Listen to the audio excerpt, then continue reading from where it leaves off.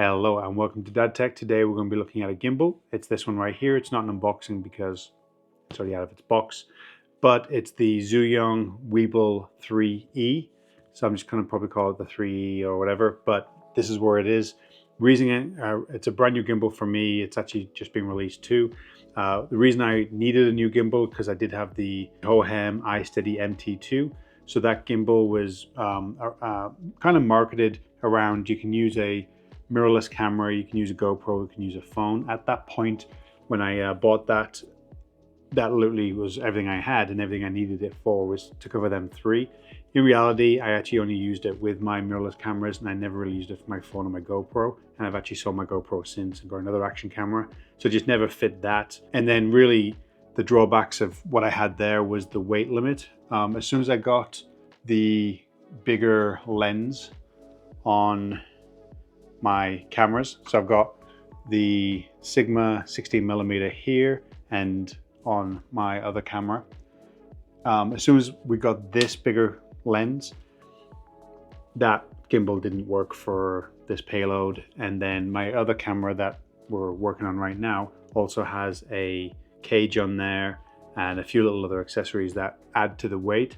And with that gimbal, the Hohem just couldn't handle it. So I sold the Hohem and bought this, and so far very impressed. I haven't used it in any scenarios that I would typically use my gimbal other than just playing around with it, but up until this point it's handled my Sony ZVE-10, the 16mm on it. The black one that I have my cage on, it handles that perfectly fine as well, and no issues with it shaking or the motor starting to give way or to lose. One thing I tried, probably not the best idea, was also mounting a monitor to this. Because of the balancing and it makes it really top heavy. You could probably do it a couple of different ways, but the way I set up, it just didn't like that. But for the most part, this thing is fantastic. And I say for the most part, I mean every part and everything I needed it for is fantastic. And let's even just unfold this a little bit. So let's keep that locked. This is the way in obviously which it will get used. So I forgot this was also called the Cine Peep by Weebill, but this is the one. Now I really was interested in the 3S because it's sleek and it's all black and it has a few extra features, but it's also a lot more expensive by about $100.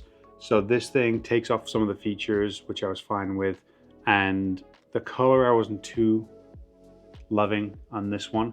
I'd rather it being all black and sleeker, and obviously it goes kind of well with my black and white camera. But here's the thing, this is kind of a weird one, it's kind of superficial, but some people actually care about this, so I'll mention it. The color of this thing, I thought it was like a basically like this, like crazy white, you know, just as white as you could possibly get. It's actually gray. It's actually really more of a gray than it is a white, and you might be able to see the difference, the contrast between the actual camera and the gimbal, and I like that. I really didn't want like bright white, and I've had, what did I have? I had the Zhiyun Smooth 5S, when that was like, I think one of my first gimbals for a phone, and that one was like crazy white like this. But whatever difference it makes, yes, but I would have preferred it to be all black, or at least given us the option. It's not, it's fine, it is where it is. But the fact that it's gray makes it a little bit less crazy. And for the most part, I'm probably gonna have my black camera on here anyway. The balancing is super simple on this thing. You got a couple of levers, you adjust around, and then you can natively go from vertical to horizontal, which you could do on the Hohem gimbal as well, with a couple of little adjustments, and away you go, and obviously rebalancing it. But again, I needed something with a heavier payload, so I figured this was perfect for the price point. Really couldn't falter it. There is deals where it's typically $250 US, of course. There was a deal at $200 and I missed it, and I kind of kicked myself, but I hadn't sold the Hohem yet, so yeah. So either way, really impressed with this. It comes with a box, which is back here. If the box had a hinge, I heard a few people say that would be great. One feature that the Hohem really struggled with, I could actually never get to work, or there was like one opportunity I got to work, was the vortex mode. And this thing, let's even fire it up and we'll do it.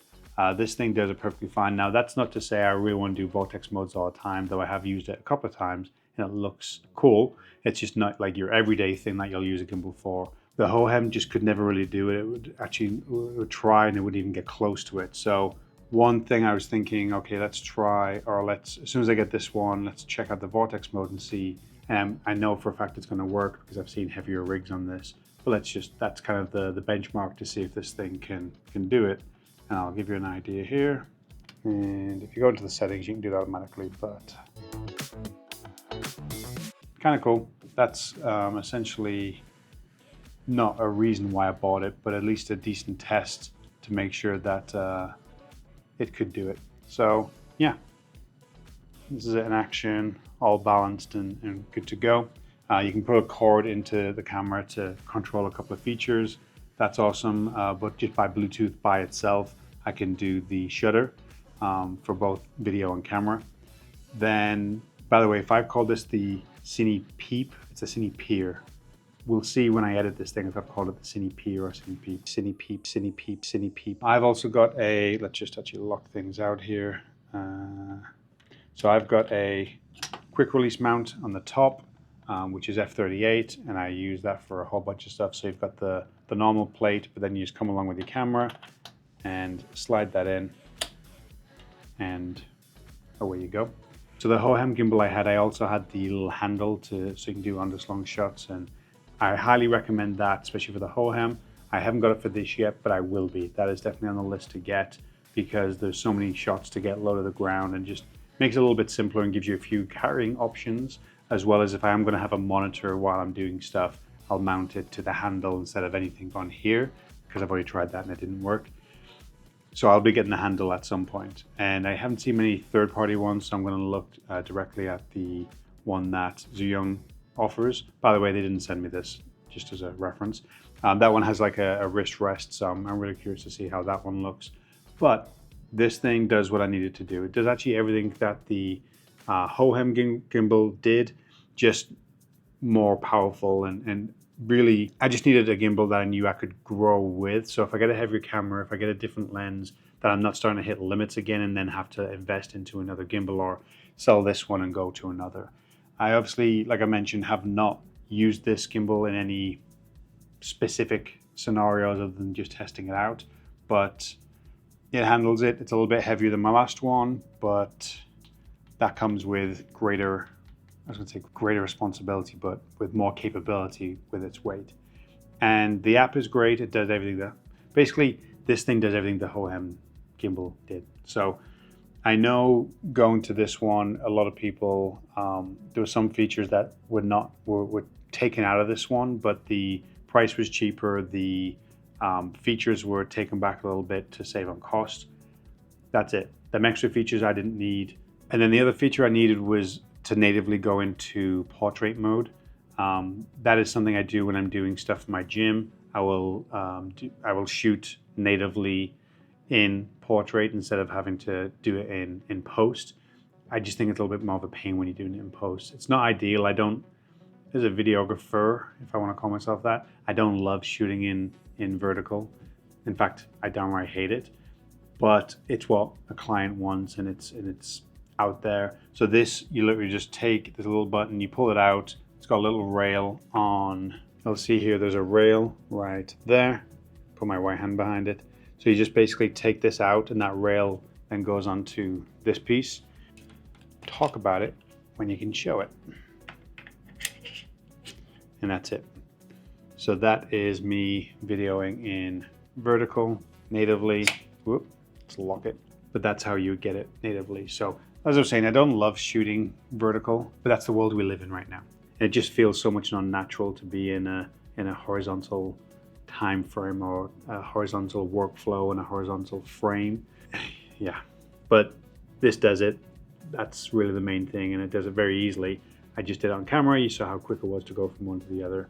That's important because I do film like this when I need to. So the fact that it's there and the little navigation, all these different customizable features, they really thought about it. And yeah, I did have the Smooth 5S, the phone gimbal.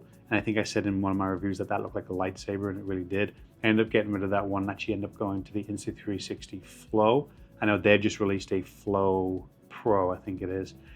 But that's for phones, right? And I explored the phone gimbal area, arena for quite a while, and played around with a bunch of them, and realized that actually I need a big boy gimbal that can handle a mirrorless camera. So, and I'm just adjusting to my workflow and just adjusting to the different projects that I have coming. And part of that is getting rid of gear that no longer serves me and getting in gear that does. And this was part of that. So luckily this thing is a really good price, and I'd love to be in like the DJI Ronin area, but same thing, you're then stepping up your price in a couple $100. And for everything I need, this is ideal. So if I step up my camera game anytime in the future, this will still be able to handle it.